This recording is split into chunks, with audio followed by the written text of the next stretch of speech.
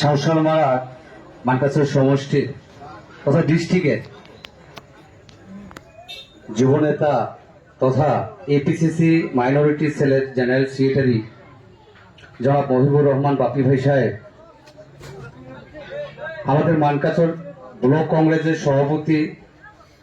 আমার বন্ধু আনিসুল ইসলাম সাহেব, আমার কলিগ, আমার বড় ভাই শাওশালমারা ডিস্ট্রিক্টের লিগ্যাল সেলের চেয়ারম্যান নজরুল ভাই সাহেব প্রমুখে মঞ্চে উপবিষ্ট কংগ্রেসের বিভিন্ন নেতৃত্ব, সবাইকে আমি আমার আন্তরিক শ্রদ্ধা ধন্যবাদ জানাই। তার সাথে বিভিন্ন মন্ডল কংগ্রেস থেকে আসা মন্ডল কংগ্রেসের নেতৃত্ব, মন্ডল কংগ্রেসের প্রেসিডেন্ট, সেক্রেটারি, বয়োজ্যেষ্ঠ মুরব্বীগণ, সমবয়সী ভাইয়েরা, বন্ধুরা, সবাইকে আমি আমার ব্যক্তিগত তরফ থেকে এবং দলের তরফ থেকে আন্তরিকভাবে ধন্যবাদ জানাই। আজকে কংগ্রেসের মধ্যে আনুষ্ঠানিকভাবে আমার যোগদান,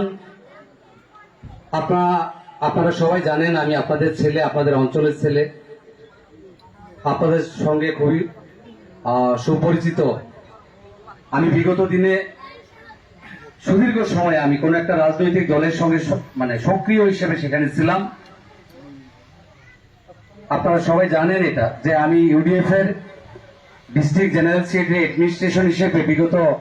প্রায় 12 বছর ধরে আমি সেই জায়গায় আমি কার্যনির্বাহ করছি এবং গত এমপি নির্বাচনের মধ্যেও আমি ইউডিএফ এর সঙ্গে জড়িত ছিলাম। তো আজকে দেশের পরিস্থিতি কিংবা আসামের পরিস্থিতি, সাধারণ মানুষের অবস্থা, দেশের রাজনৈতিক অবস্থা, অর্থনৈতিক অবস্থা, বিভিন্ন কিছুর উপরে ভিত্তি করে আজকে দেশে বসবাস করা লক্ষ লক্ষ সংখ্যালঘু মানুষ তারা সিদ্ধান্ত নেয় যে আমরা রাজনীতি করব, কিন্তু ধর্মের রাজনীতি করব না, আমরা ধর্মের ঊর্ধ্বে উঠে আমরা রাজনীতি করব। তাই আমরা গত এমপি নির্বাচনের মধ্যে আমরা একটা জিনিস উপলব্ধি করি,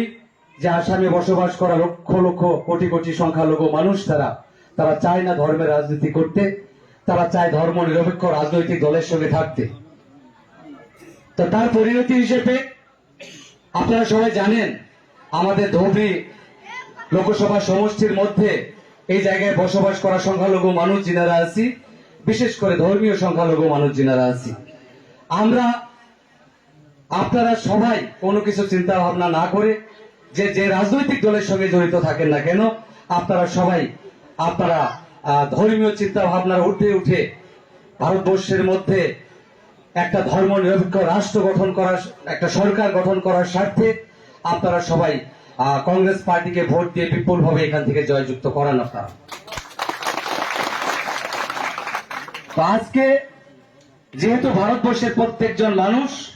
আজকে চাইতেছে এই সরকারের পরিবর্তন করতে, আর ভারতবর্ষের বসবাস করা সংখ্যালঘু মানুষ অন্তত তারা উপলব্ধি করতে পারছে যে এই দেশে যদি এই সরকারকে যদি পতন আনতে হয়, তাহলে আমরা ধর্মনিরপেক্ষ মানুষ যারা আছি, হিন্দু, মুসলমান, শিখ, জৈন, খ্রিস্টান, যত মানুষ আমরা আছি যারা ধর্মনিরপেক্ষ রাজনীতিতে বিশ্বাসী করি, যারা মানব ধর্মে বিশ্বাসী করি, যারা মানুষকে মানুষ হিসেবে বিবেচনা করি, তারা আমরা সবাই একটি মঞ্চে, আমরা একটি জায়গায়, একটি ছায়াতলে আমরা আসতে লাগবে। তো তাই আজকে রাহুল গান্ধীর নেতৃত্বে ভারতবর্ষের মধ্যে ইন্ডিয়া গঠবন্ধন করা হয়, সেই ইন্ডিয়া গঠবন্ধনকে ব্যাপকভাবে তারা সাফল্যমণ্ডিত হয় এবং অনেক সংখ্যা আজকে আপনারা জানেন যে আমরা যদি লোকসভার আমরা পার্লামেন্টের অবস্থা যদি দেখি এবং আজকের পার্লামেন্টের অবস্থা যদি দেখি, তাহলে রাত আর দিন পার্থক্য আছে। তো এই যে একটা পরিস্থিতি, যদি সাধারণ থেকে সাধারণ মানুষও যদি তারা বুঝতে পারছে যে এই দেশের শান্তি সমৃদ্ধি যদি বজায় রাখতে হয়, এই দেশের সংখ্যালঘু মানুষের অস্তিত্ব যদি বজায় রাখতে হয়, তাহলে এই সরকারকে উৎখাত করতে লাগবে। এবং আমরা যারা ইউডিএফ করতাম, আমাদেরও ঠিক একই পরিকল্পনা ছিল যে এই সরকারকে কিভাবে এখান থেকে উৎখাত করা যায়। তো আমাদেরও সেই একই পরিকল্পনা ছিল, কিন্তু আমরা যে জায়গাটার মধ্যে ছিলাম, সেই জায়গাটার মধ্যে ধর্মীয় লেভেল একটা আছে, সেই জায়গাটার মধ্যে মৌলবাদী সংগঠন বলে অনেকের ধারণা একটা আছে। তো আমরা সাধারণ মানুষ যারা আছিলাম, সেই সময়ের মধ্যে আমরা আবেগের বশবর্তী হয়ে আমাদেরকে বিভিন্নভাবে, আমাদেরকে যখন বলা হয় ধর্মের কথা বলা হয়, আমাদেরকে এনআরসির কথা বলা হয়, আমাদেরকে ডি ভোটারের কথা বলা হয়, যখন আমাদেরকে আতঙ্কিত করা হয়, সেই সময়ের মধ্যে এই অঞ্চলে বসবাস করা তথা এই অঞ্চলের সঙ্গে আসামে বসবাস করা সংখ্যালঘু মানুষ আমরা বিবেচনা করতে বাধ্য হই যে আসামে ইউডিএফ ছাড়া অন্য কোনো রাজনৈতিক দল নাই, যে রাজনৈতিক দল সংখ্যালঘু মানুষকে তারা নিস্তার দিবে। তো তাই আসামের বিভিন্ন জায়গার মতো করে আমরা ইউডিএফ এর প্রতি আকৃষ্ট হয়ে আমরা ইউডিএফ করতাম। কিন্তু আজকের দিনের মধ্যে একটা কথা প্রমাণিত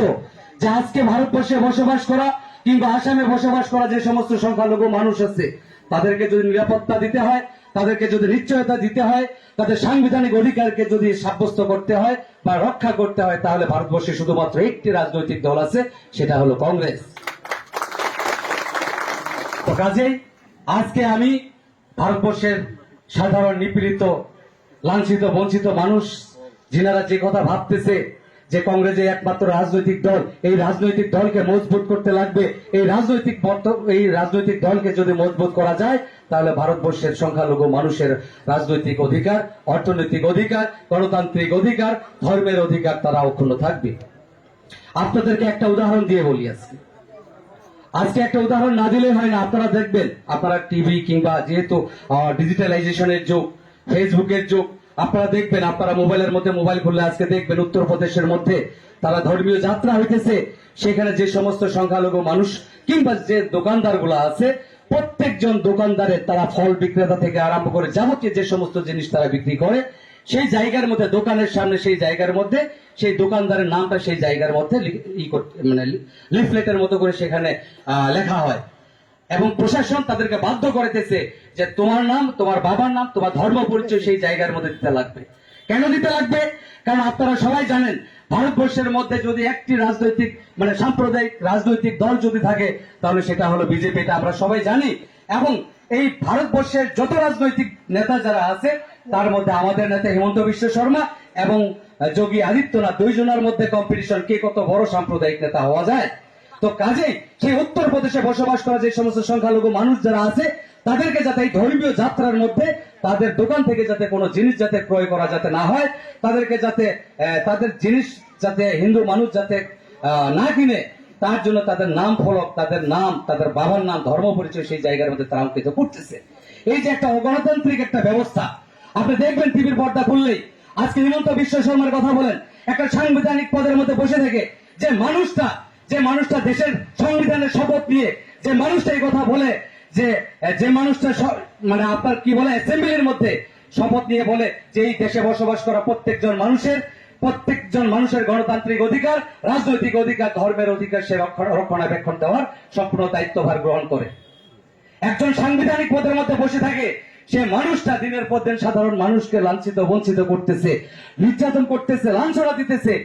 আমাদের সাধারণ মানুষকে লুঙ্গি টুবি দেখলে বিয়া বলতেছে, আমাদের ভোট লাগে না, এই সমস্ত কথা বলতেছে। শুধু তাই নয়, আজকে দেখেন বিভিন্ন জায়গার মধ্যে উনি বিভিন্ন টিভি সাক্ষাৎকারে বলতেছে যে আমার তো মুসলমান মানুষের ভোট লাগে না, আমাদের মিয়া মানুষের ভোট তো লাগে না। তাহলে এই মানকাচর সমষ্টিতে যে সমস্ত মানুষরা আমরা তার সমষ্টিত পার্টিকে ভোট দেই, তাহলে আমাদের তো একটু লজ্জাবোধ হওয়া উচিত যে আমরা কোন দলকে ভোট দিই, কোন দলকে সমর্থন করি। যে দলের নেতা, যে দলের নেতৃত্ব আমাদেরকে বলতেছে আপনাদের ভোট আমাদেরকে লাগে না, আপনাদের ভোট আমাদেরকে লাগে না, আপনাদের কাছে ভোট চায় না, তারপরে আমরা নিলজ্জের মতো করে আমরা হিমন্ত বিশ্ব শর্মা জিন্দাবাদ, নরেন্দ্র মোদী জিন্দাবাদ, আর কোন কোন নেতা জিন্দাবাদ আমরা বলে বেড়াই। তো কাজে সময় আসছে, আপনারা জানেন ভারতবর্ষের মধ্যে রাজনৈতিক পরিস্থিতির আমূল পরিবর্তন হইতেছে। তো এই পরিবর্তনের মধ্যে আমরা এই সমষ্টির মধ্যে থেকে যাতে আমাদের মানকাচর সমষ্টির মধ্যে থেকে যাতে একজন যোগ্য ব্যক্তিকে আমরা যাতে নির্বাচিত করে কংগ্রেসের নেতৃত্বে, কংগ্রেসের ছায়াতলে, কংগ্রেসের ব্যানারে যাতে আমরা একজন নেতৃত্বকে আমরা মানকাচর সমষ্টি থেকে আমরা গুয়াহাটির মস্কোতে যাতে পাঠাতে পারি, সেই জায়গার মধ্যে এই অঞ্চলে সাধারণ মানুষের অনেক সমস্যা আছে, অনেক সমস্যা আছে। আপনারা জানেন যে কোন একজন নেতা যদি হতে চায় তাহলে একজন নেতা সেই মানুষটা।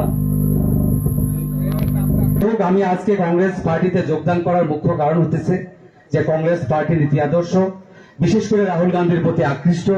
আমাদের যুবনেতা বাপি ভাইয়ের সঙ্গে আমার ব্যক্তিগত সম্পর্ক খুবই ভালো, তার সম্পর্কে আমার সঙ্গে যেহেতু ব্যক্তিগত সম্পর্ক খুবই ভালো, তো কাজেই সম্পর্কেরও একটা টান আছে এই জায়গার মধ্যে। তো আমি বেশি লম্বা করি না, আমি শুধু একটা কথা বলি যে আমরা যারা কংগ্রেসে আজকে হলাম, আমরা এই জায়গা থেকে, এই সমষ্টি থেকে কংগ্রেসের যে নেতৃত্বকে এই জায়গার মধ্যে আগামী দিনে এই জায়গার এমএলএ হিসেবে নমিনেশন দিবে, আমরা সেই ক্যান্ডিডেটকে যাতে আমরা ব্যাপকভাবে আমরা জয়লাভ করাতে পারি, আর তার জন্য কিন্তু আজকে থেকে কাজ করতে লাগবে। আপনারা যদি মনে করেন যে এমপি নির্বাচনের মধ্যে আমরা অনেক ভোট পাইছি এবং যদি চুপ করে থাকি চলি, তাহলে সেটা ভুল হবে। আমরা আজকে যেহেতু কংগ্রেসে যারা যোগদান করলাম, আমরা অত্যন্ত নিষ্ঠার সাথে আপনাদের সঙ্গে কাজ করব। আর আমি বিশ্বাস করি যে আপনারা অন্তরে অন্তঃস্থকোণ থেকে আমাদেরকে একসঙ্গে মেনে নিয়ে আমরা কাঁধে হাত রেখে যাতে একসঙ্গে কাজ করতে পারি।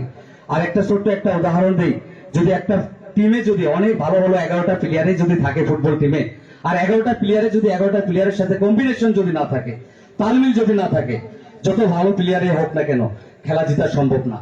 তো কাজেই আমরা যতটুকু আছি এই জায়গার মধ্যে প্রত্যেকের সাথে সমন্বয় রক্ষা করে, কোঅর্ডিনেশন মেনটেন করে সবাই সবার সঙ্গে কাজ করব।